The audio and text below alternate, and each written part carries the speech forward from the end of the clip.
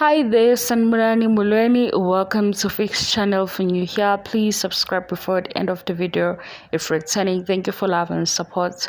I appreciate you. Channel isithembu siyaqhubeka siyaxoxa kuthi kwabanye kuzozwakala kuyinto eyodwa because i-TV show ilobe ijikeleze endaweni eyodwa. Nayi-ke into engithola ku-season 8 uMacele ebala yena ukuthi excitement yakhe ngoMakhwela the new wife ivelaphi mase kuba no social media ke asiqale ngoMacele size ku social media. uMacele uthi no asingasebenzisi uMacele asisebenzise inkulumo yababa uMseleku ehleli noMakhwela. Uthi uMseleku ke Makhwela i-dress code or fashion sense indlela agqoka ngayo no akusiya kaMseleku. Ukuhamba ebusuku nabangani uyakudivosa lokho nje i-lifestyle le ade yazi uMakhwela iyashintsha. Kodwa ke into eyenza ukuthi ezohlangana noMacele ingoba uMacele uzomcoacha i-coaching yabo. So uMacele u-excited because ithuba lakhe lokuqala kuba nonkosikazi azomenza afile lento yobumamkhulu iphelele olento yo-first wife oyokuba unkosikazi omkhulu oyindlovukazi emzumbe. Why azoyifila ngoMakhwela? uMakhwela leyo nkosikazi ofika ekugcineni engajwayele inkosikazi efika futhi kwaziwa ukuthi musha okwangempela ngoba kuMayeni uMseleku noMayeni bane history yabo. Ngabe ku right yini ukuthi ngithi bane history, bane story sabo esiseduze noMacele ukhona la. So uMayeni ngaleso sizathu akakwazi ukuthi mayefika as a second wife or third wife alalele uMacele. uMakhumalo ukhona isikhathi eside kodwa akuvelile kahle kuMacele. So ungathini amakhosikazi akhona lawo kuMayeni, uMakhumalo, uMangwabe basheshe babakhona and ukuba khona kwabo nangendlela mhlawumbe futhi abangene ngayo kwisithembu ayikho indlela eyenza uMacele ekwazi ukuba coacha njengoba ezoba ecoacha uMacele ezobe ecoacha uMakhwela. Also i-period yabo makusuke kwaba seduze kakhulu lapho mhlawumbe noMacele besa processa khona indaba yesithembu ukuthi le setup iza nani iluphi ushintsho oluba khona. Lona ofika seku 20 years later ufika mhlawumbe uMacele usesendaweni engconywana kulesi sithembu uku-understanda isithembu uku-understand iposition yakhe.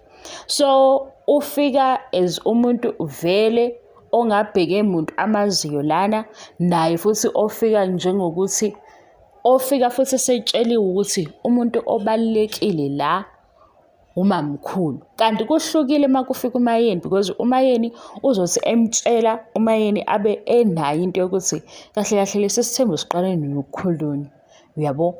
uMakhumalo naye uthi kuxoxa le vision ebe esho ukuthi uMseleku vele uyabo umuntu naye futhi ongathi une-information ngoba ukhona la eduze.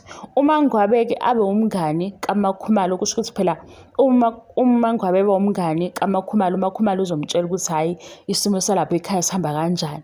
Manje ngisho uMacele into sengathi uyayidlulisa kula makhosikazi afike eduze kwakhe akazwakali. Kulo omusha sibona ngathi la ezoyifila khona njengoba eyifila nje ngoba hayi season 8 Macele ukuthi ke ukuthi sengenganayo kwisithembu lesaka Mseleku. Uma Macele happy kuyaphambana la amanye amakhosikazi, uma la amanye amakhosikazi happy kuyaphambana noMacele. Kodwa into engiyibambayo ngibamba la uMseleku ukuthi ehlangane uMakhwela noMacele. uMacele uzobe semtshela ukuthi umndeni wakaMseleku ukanje. So kule position yobu first wife kwisithembu uMacele la ngibona khona ukuthi i-role because kuyakhulunywa nge-role, i-role ila azokwazi ukuthi ayidlale khona because unomuntu for the first time azokwazi ukumtshela ukuthi leli khaya limkanje uzokwenza ukuthi umuntu obalulekile ubani, mawenze lokhu nalokhu ku-right. Njengoba nje kwenzeka kwi-TV show sisazoqhubeka kufike lawo macele segqokisa khona uMakhwela. Kodwa masiyibuka lento beku-impossible ukuthi ayenze kuMayeni because uMayeni kahle kahle leya position ubeya kuyona wajika kuyona. So uma esefika kuMayeni ngokumtshela ngomzumbe ebewazi kuqala akusazwakali kahle.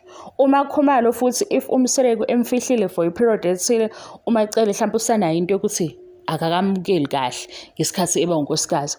Uma ngabe afike abe umngani noMakhumalo, so kula makhosikazi akhona ayikho into emenze wakhululeka mhlampe kakhulu ukuthi edlale le ndima ayidlala kuMakhwela manje.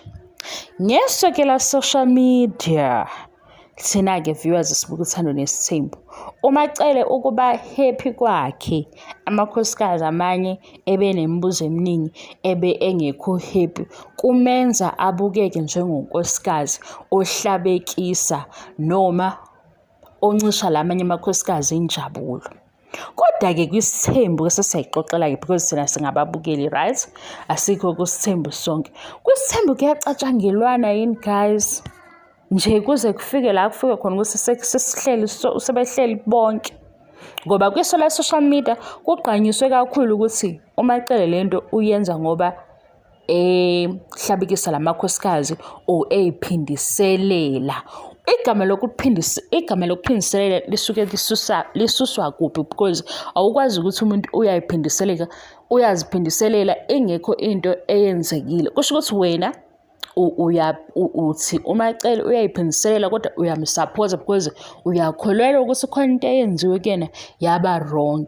Yingakho futhi usuyibona le ayenzayo nayo i-wrong because ukuphindiselela kwenziwe something. Lowo muntu-ke useyabuyisa, akubi khona i-revenge kungenzakanga lutho. Lana-ke sikubonayo ukuthi cha ulitholile ithuba nathi wasi-surprise ngoba siqayike ukuthi hayibo Macele ubusuthi uyashiya phansi zonke izinto happy kanje. Hayi happy ngempela uthi umthanda njengemali, umthanda njengoshukela, umthanda nje isidadada sento. Sibona ukuthi la because uMacele ukuclaima iposition yakhe phakathi kwamanye amakhosikazi kuhleze kungahambi kahle. Ngani? Ngoba lapha eMzumbe kuma meetings akhona kuphikisana uMacele noMayeni. Kungangaba ukuthi amazwi abo ayazwakala yini, kubukeka ngokuthi uMsereko ukhuluma agcine ethini. Into mhlambe uMacele athi uyikhulumile wayifanaliza noMsereko, mase kufika etafuleni uMsereko akasabi sure ngoba sekukhona ukuthi omunye unkosikazi uthini. NgoMakhwela kube indaba mhlambe ethanda ukuthi ihluke because uzoyidlala le role ewumamkhulu ecishwe samamezala because yilo azokwazi ukumcoacha, amtshela u1 2 no 3, amlalele, amnikeze futhi leyo respect because lamanye amakhosikazi afika asazi izinto ngoba uMsereko bevele busy nabo la eduze. Into esibamba la ku season 8 sisaqhubeka saxoxa. Musani kuba bias. Ukuba bias ukuthi uMacele uyayiphindiselela. Mayiphindiselela bekwenze njani? Uphindisela ngoba kutheni, uyabo? Musu kufuna ke iside elodwa ngoba iside elodwa leluthi uMacele unomona kwenze njani?